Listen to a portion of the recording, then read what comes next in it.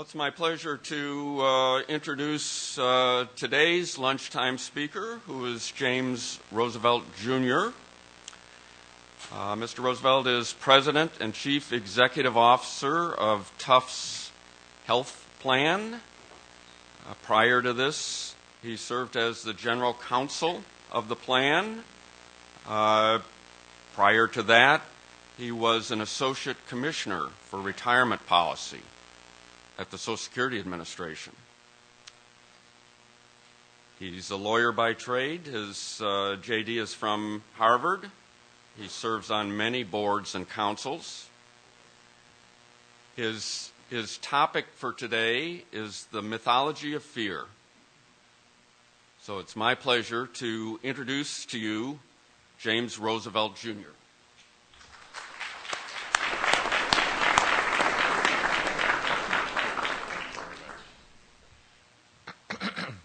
Thank you, John, and I always appreciate an introduction of myself or anybody else that starts with many boards and councils, because you don't want to hear about them all. So it's a pleasure to be back here with so many of you, many of whom are friends and former colleagues, and all of whom are doing very important work on the reality of retirement and Social Security. So it's a real pleasure to be here with you.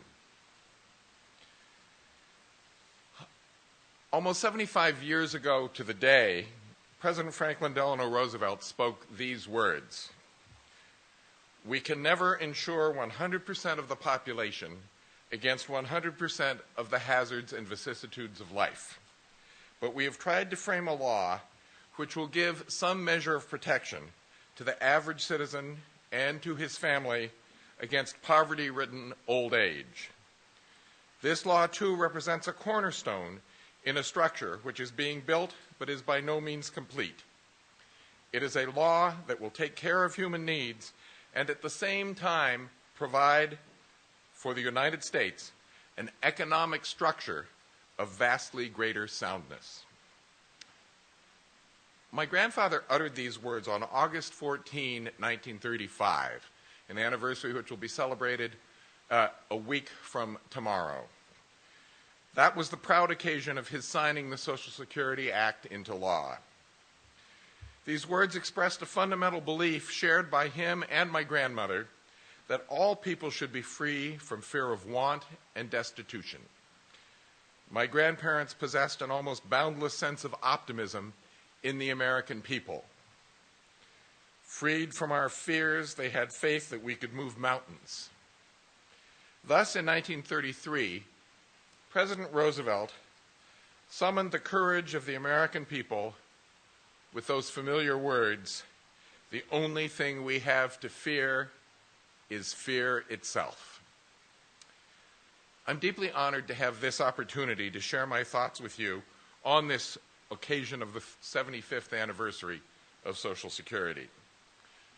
My grandfather left many legacies. The history of the second half of the 20th century would have been much darker, save for the light he shone. Social Security is one of those legacies, one which has transformed American society while also reflecting its most enduring values. While this is an occasion for celebration, I am also deeply troubled. I am deeply troubled by the torrent of distortions, deceptions, and falsehoods being unleashed by the enemies of Social Security. Their strategy is as simple as it is reprehensible. Sow enough concern and fear about the program, fears that Social Security is not working, is bankrupting the country, and cannot be counted on in the future, and you can convince people of the need for radical solutions. While there are currently no frontal assaults on Social Security akin to what President George W. Bush unleashed in 2005, there are more insidious dangers. There are ominous signs that the National Commission on Fiscal Responsibility and Reform, better known as the Deficit Commission, has set its sights on Social Security. It is deeply disturbing that the co-chairman of that commission, Former Senator Alan Simpson has been using this platform to put forward the same baseless claims about the program, that it's, and I quote, insolvent, it's paying out more than it's taking in, end quote, or, quote, there is no surplus in there, end quote, there being the Social Security Trust Fund. Fear, my grandfather said, is, and now I'm quoting him, is nameless, unreasoning, unjustified terror which paralyzes needed efforts to convert retreat into advance. I believe that if we hold the distortions, deceptions, and falsehoods up to the light of truth, we can convert retreat into advance. The truth about Social Security is that it has contributed to the financial well-being of almost every American family. It is completely solvent today because it has a dedicated income stream that covers its costs and is actuarially sound. It will remain solvent for decades with only minor adjustments. And it has consistently run a surplus and should be off the table in the Deficit Commission's deliberations. As Nancy Altman wrote in her book, The Battle for Social Security, quote, armed with the proper insight and understanding, we Americans can assert our will and demand that the program envisioned by Franklin Roosevelt remain his enduring legacy. Social Security has been the most successful government program of the past 75 years. No program has touched more American lives and benefited more American families. Today, approximately 52 million Americans receive Social Security benefits each month. Even those who have not drawn a single Social Security check have benefited. While it was forged in the heat of the Depression, Social Security remains every bit as relevant and important to Americans today. With only minor adjustments, the program will be there for Americans who have not yet been born. The success of the program is rooted in the two words that comprise its name, social and security. Social Security is a social insurance program for American families. It is rooted in our belief that as members of society, we have obligations to each other. We are committed to protecting our fellow Americans from the economic ravages of old age, disability, and death. We see a benefit in spreading risks across society rather than placing the full burden of what my grandfather called the hazards and vicissitudes of life on individuals and individual families. These obligations extend across time. One generation supports the next, which supports the next generation, and so on. As then Senator Barack Obama stated in his very first speech here at the National Press Club, which he delivered in 2005 on the topic of Social Security, quote, we are all connected as one people, ready to share life's risks and rewards for the benefit of each and good of all. This social dimension is what the libertarian critics of Social Security fail to grasp.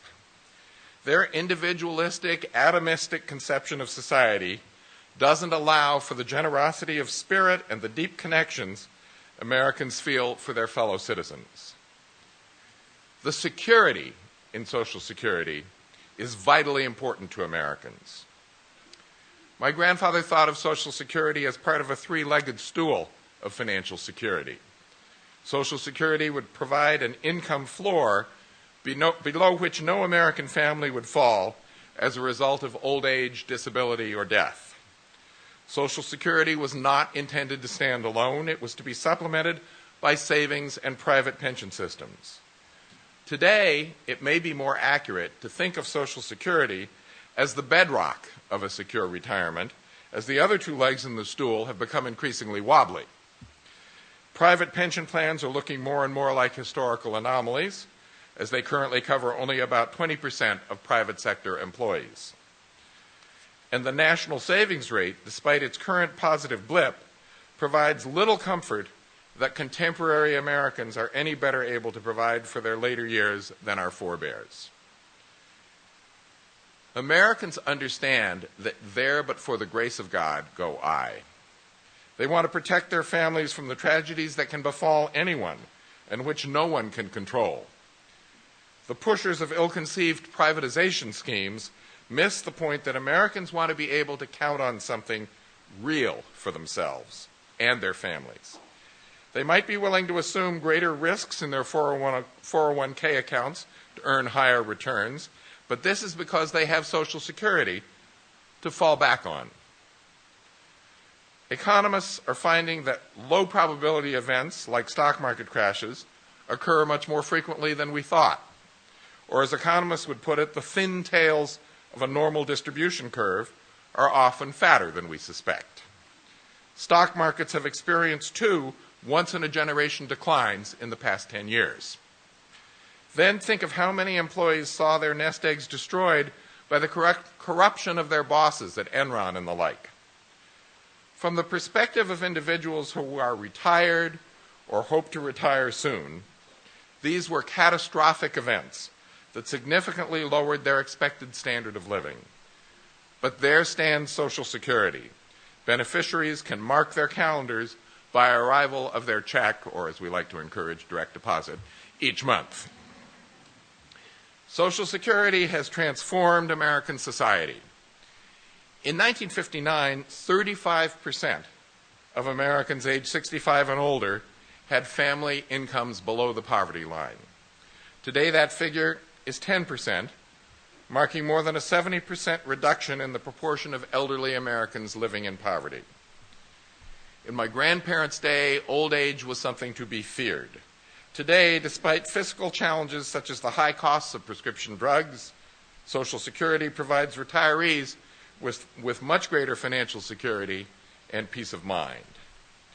If we took away Social Security benefits, it is estimated that nearly half of elderly people would have incomes below the poverty line. It is interesting that many critics of Social Security make an intergenerational equity argument that the program is not fair to workers paying into the system today. Of course, most of this argument depends on the utterly baseless assumption that Social Security will not pay full retirement benefits to people contributing today.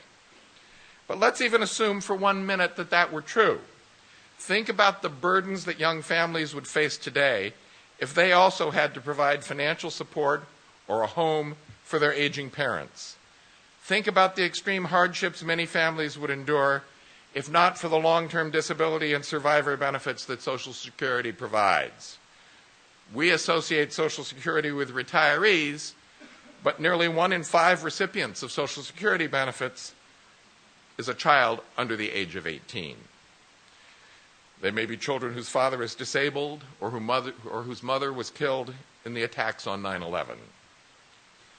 Families face many financial stresses, from the costs of food to health care to college. But there are many stresses they don't have to bear because of Social Security. The essentials of providing clothing and shelter are stresses that are lessened for people receiving Social Security. It is not surprising, then, that Social Security is so popular with the American people. Poll after poll confirms this. The enemies of Social Security have gotten the message. For the most part, they no longer talk about eliminating or privatizing Social Security. Instead, they speak in Orwellian language about saving, strengthening, and protecting Social Security. To advance their hidden radical agenda, they have deployed a mythology of fear, trotting out their themes of a program that is in crisis, bankrupt, broke, and in the wake of Madoff, even a Ponzi scheme. Sharon Angle, the darling of the Tea Party and the Republican nominee for Senate in Nevada, has repeatedly called for phasing out Social Security over time, characterizing it as, quote, a broken system without much to recommend it.